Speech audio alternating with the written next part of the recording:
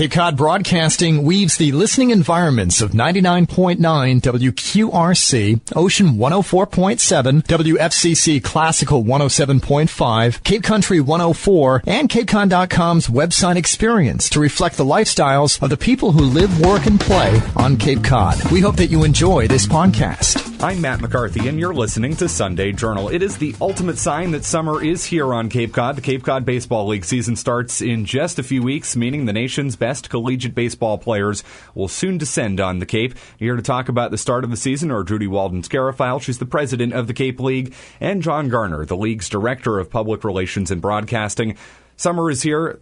Thankfully, thanks so much for coming in today. Thank you, Matt. Our pleasure, Matt. Great to talk baseball. Yeah, boy, do we need that. The season coming up starting on June 9th here. Yep, it's just right around the corner, and we're really excited about it. A lot of things falling into place, and we'll be ready to play ball for sure. Yeah, we certainly will after this winter. This is obviously such a big deal for Cape Cod. This league is just so ingrained in the culture of the region. You two have been involved in the league for quite some time. There's no doubt this is ingrained in the fabric of Cape Cod. No question. We got so many fans here that actually plan their summer vacation, some of them around Cape League games. And that's why we play usually 6 out of 7 nights, weather permitting. And we're hoping for a great summer of good weather. And for folks who might not be aware of the Cape League, a lot of people and a lot of our listeners, I'm sure, are very aware of the Cape League. But for somebody who might not be aware of the Cape League, wondering if you could share what the league's all about. Well, yeah, that's in 20 minutes. It's the top collegiate summer league in the country, and we literally bring in players from all over the country. The level of ball is as high as it can get before it gets professional. We have great numbers drafted from our ranks, and currently we have approximately between 270 and 280 players from the Cape League who are in Major League Baseball now, and it's over 1,100 in the minors. Just some absolutely astonishing numbers when you think about really, 700, 800 players in the big leagues, and, to have that percentage from the Cape League is truly impressive. I know John has some impressive numbers in regards to Cape League alumni. We'll address those later. But these 10 teams here on the Cape, in these villages and towns on Cape Cod, these are truly the hometown teams for these folks here. They really are hometown teams. It's funny because people around the country have said, well, what do you do with your owners, or something about owners this, owners that? And I said, owners? We don't have any owners. We have volunteers who run each organization. So as you said, Matt, we have 10 teams ranging from Wareham in the west to Orleans and Chatham in the east. And the players live with host families, and the organization is really run by people in town. And this is a format, Matt, that's been going back about 100. We're celebrating our 130th year. We trace our roots back to 1885, and these started as town teams, and then they just kind of built their way up. So as of the mid-'60s, they were playing with almost all college players with eligibility left. Community-supported teams, nonprofit organization, that's really at the heart of what the Cape League is all about. True, absolutely. Nonprofit, and providing the best quality entertainment for residents and visitors alike on Cape Cod. How much money does it take to operate a Cape League team? The team budgets range from $150,000 to $300,000, and then the league budget is about $600,000. So it's really close to a $2 million operation every year. And money's all gone in September. We start all over again. We do get a grant from Major League Baseball, and the grants only go to nonprofit leagues in the country. So our nonprofit status is extremely important to us. I'm Matt McCarthy. You're listening to Sunday Journal. We're previewing the start of the Cape Cod Baseball League season. Yes, summer is on the way. Summer starting this weekend. A happy Memorial Day weekend to you. I'm joined by John Garner. He's the league's director of public relations and broadcasting, and also Judy, Walden, Scarafile. She's the president of the Cape League. The season starting on June 9th. You have a lot of big events this year. The Cape has obviously been challenged big time with the recent opiate crisis, and I know the Cape League is really getting involved in trying to help the community with that issue. We are. Gosnold contacted us in February and said that Falmouth had been doing a program for 2 years. It had sort of gotten by me. It's called Playing Above the Influence, and Gosnold had suggested that the league, on the league level, might like to expand this. So we actually are hosting 3 Playing Above the Influence afternoons, and they're a day of activities prior to a game, and it'll be in Bourne, Falmouth, and Orleans. Orleans is jointly doing it with Brewster. We like to make that known to everyone. And Chris Herron, former Celtics, who sort of went awry and is back on track, is the featured speaker that day. So Chris had some substance abuse issues, and he will come down and talk to players. And the real benefit of the day is the children and the youngsters and the teenagers are just invited to a fun day of activities. And Gosnold has really put together an incredible program. So it's done very, very well in Falmouth, and we're very excited to expand it. And Judy, this is another example of Cape League players being out in the community and being involved in the community, getting involved with local youth. I mean, that really goes back years and years in the Cape League. It's one of the big things that the Cape League's all about, right? Absolutely. We have a lot of teams that actually go out and do reading programs in the elementary schools, the end of June, because our players are here and kids are still in school. So we've made it really an important issue to have our players connected to the community. And John, these players are big-time collegiate players, as Judy said earlier, the best of the best. I mean, this league is, the best quality baseball you can get until you hit pro ball. These kids have an opportunity to go out there and, meet the next big league stars.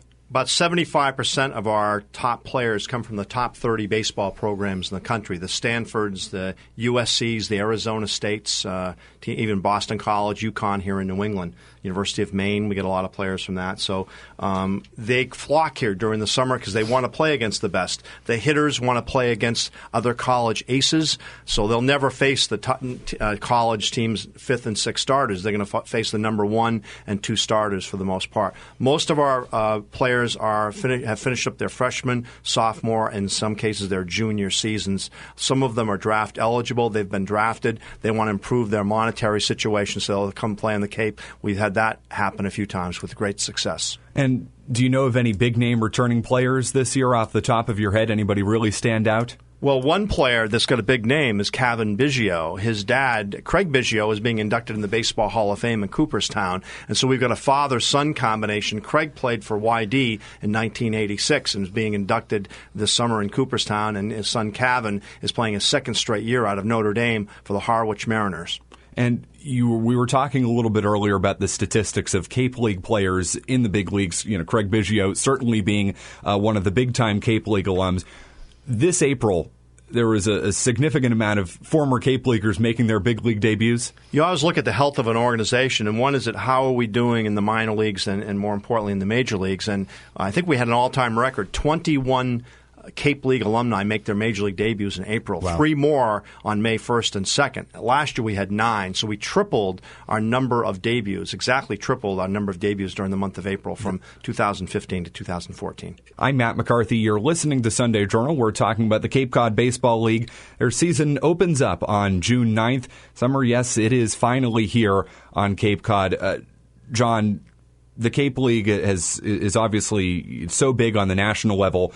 National broadcasts have been coming to the Cape for the past few years to broadcast these games. Do we have a national broadcast schedule for this year? Yes, we do. We have on Fox College Sports, I think 3rd straight summer, including the All-Star game. They'll be doing the games. And, of course, National Public Radio, as you well know, Matt, will be doing the radio for the All-Star game. And then even during the off-season, we're getting a lot of publicity. Very exciting that we had the 60 Minutes crew come in last summer in July, and they mounds and mounds of footage, and they put together a 20-minute piece that appeared on 60 Minutes Sports on the Showtime channel last Wednesday night. And they played it, I think, 8 or 9 times during the week. So that was very exciting for us. Another chance for the Cape to get some national exposure. You mentioned the Cape League All-Star Game being held in Wareham this year. The game will be Saturday, July 25th. Wareham has a great crew of volunteers, and it promises to be one of our best events of the whole season. I know you're involved both of you are involved with the Cape League Hall of Fame, which has been at the JFK Hyannis Museum, and it's our understanding that there's going to be a bit of a change with that moving forward. I was going to say, we have a great committee that actually meets on a monthly basis, chaired by Jim Higgins, and he does a great job of bringing everything together. And most of the time we're talking about who the next Hall of Fame class is. We decided to take a year off just because we'd gone 15 straight years, and there were a lot of issues. Not least of all was where we were going to stay. We've had a nice run at the JFK Hyannis Museum, but we mutually decided to leave there as of September 30th. So we're in the process of looking to move out of there and get into new headquarters, and there's a subcommittee chaired by Paul Gallup, our commissioner, that's looking into that. And do you have any ideas as to where you might end up at this point? Well, actually, because of the publicity we've had around our pending move, we've had a lot of people contact us with ideas of different buildings and different scenarios. So I think the public has really, sort of joined in. We don't at this point. We're working on narrowing it down. And really, about the JFK was a wonderful host for us. It was perfect to be in another museum. But we need more space, and that was really the qualifying factor that just limited us. And, John, we would be remiss if we did not mention that we are joined by a Cape League Hall of Famer here today, Judy, Walden Scarafile, the president of the league, who's also joining us here today. So we'll see where your plaque will end up. Yeah, and speaking of Hall of Fame, it's been a tough year. We've lost a lot of Hall of Famers, Cape League Hall of Famers, from Dick Bresciani to the recently passed Dick Sullivan, Bill Enos, a lot of good friends, particularly of Judy, but the whole league, and it's been a tough year for the Cape League that way. I will say on an upbeat note, the Red Sox on the 17th of April renamed the Fenway Park press box to be called the Dick Bresciani press box, and because Dick Bresciani was always known as Bresch, it became known as the Bresch box, which actually appears on the wall in the press box, and it was a very emotional and heartwarming little ceremony that was emceed by Joe Castiglione, and Dick Flavin wrote a beautiful poem, and, it was just a very special day. So we're grateful to the Red Sox for honoring Dick. And Dick Bresciani was not only instrumental with the Red Sox, but so many years for the Cape League during the 60s and early 70s, and continued to be a force for us, particularly selecting our Hall of Fame people and also getting big-time, big-name Hall of Famers, not only for the Red Sox, but all over Major League Baseball to come and actually appear, like the Mike Lowells of the world. If it wasn't for Dick, I'm not sure we would have gotten some of these players to actually come and be inducted. Well, Dick was certainly a fixture in the Red Sox organization for so many years in the Cape League as well. Did he start out as an intern with the Cape League? Was he one of the many interns that has moved on? No, actually, we didn't have an internship program at that point in time. Dave Littlefield was actually our first intern, and he was in Orleans, and it would go back into the 80s. But Bresch started in the mid-60s. He came on board as the Director of Public Relations and statistician, and he really was one of the pillars. He was one of the foundations of the league that has really made the league what it is today. And I believe you worked with him early on, didn't you, I Judy? did. I started in – actually, Bresch is the one who invited me to the Cape League many, many, many years ago, and that's really how I got my start, and I am totally indebted to Bresch. Well, interns certainly a huge part of the fabric of the Cape League. All these teams, these 10 teams, and the Cape League itself, they utilize the help of interns, college kids. It's not just the ball players who come to Cape Cod, with dreams of the big leagues or dreams of moving on. Every team is staffed by interns, and they really run the game day operation. It was a big program before we started internet broadcasting. It's just exploded, I would say, since like 2002. I think Wareham, Hyannis, and Chatham were the three that started it one season. All the other 7 teams all came on board the next year, and we've been experiencing some great publicity for each team since then. So these internet broadcasters who come to Cape Cod each year, they're students from around the country, hoping to become professional sports broadcasters someday, and they come to Cape Cod to call these games on the internet for just for like each yourself at team. Bourne, which you did a few years ago. It was a lot of fun. So interns, a huge part of the Cape League, and I know your social media presence has certainly improved over the past few years. I know that there's been a big local influence with that.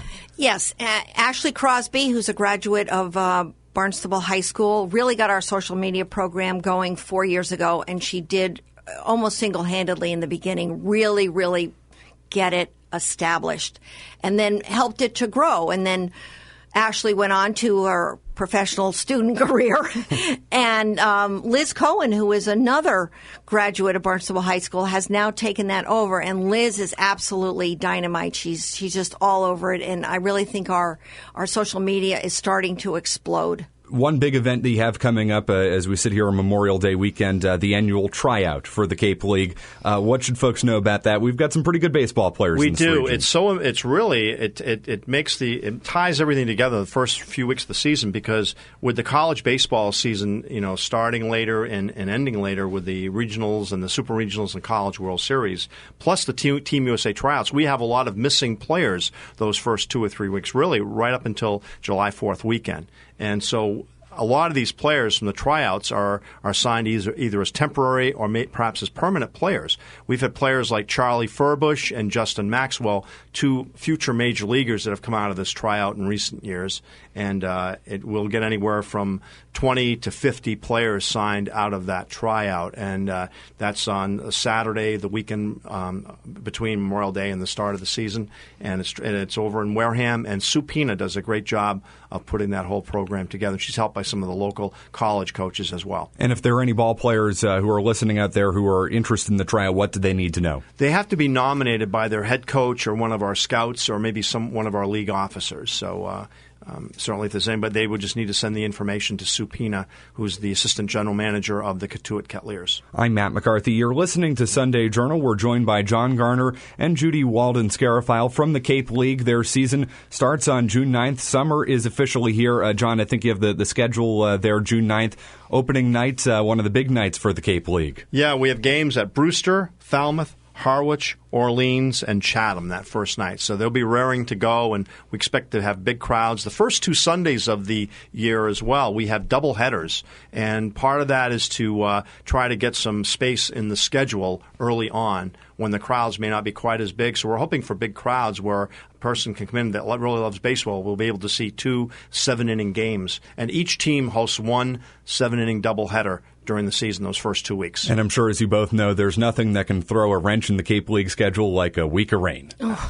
Absolutely. Or even just a weekend of rain, yeah. Especially if it comes early on, it's really a problem. But Paul does a great job rearranging the schedule, and we get all our games in. We make them up no matter what. We are just about out of time here on Sunday Journal this morning. I was joined by Judy Walden Scarafile, the president of the Cape Cod Baseball League, and John Garner, the league's director of public relations and broadcasting. Summer is officially here. The season starts up on June 9th, and it's always good to see it this time of year because it means Cape League ball is right on the way. So thanks so much for coming in this morning, and a happy Memorial Day weekend to you. Same to you, Matt. Thank you. Thank you, Matt. I'm Matt McCarthy. You're listening to Sunday Journal. This podcast is a presentation of Cape Cod Broadcasting, which is solely responsible for its content. Thank you for listening. For more information, please visit us at capecodbroadcasting.com.